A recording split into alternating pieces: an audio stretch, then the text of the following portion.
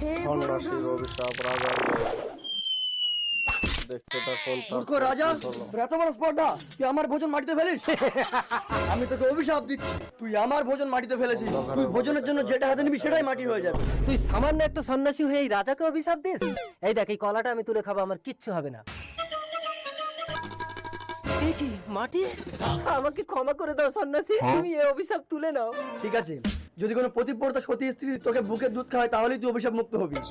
সন্ন্যাসী, কতদিন খেতে পাইনি, একটু জল খাবো। মাটি, আমি বড় ক্ষুধার্ত। কে আছে বাড়িতে? আহা, ভিখারিটা ভীষণ ক্ষুধার্ত। তুমি এখানে বসো, আমি তোমাকে খেতে দিচ্ছি। আমাকে একটু তোমার বুকের দুধ খেতে দেবে? স্বামী, আমাকে মেরো না। এখানে বস, এটাই তো শাস্তি।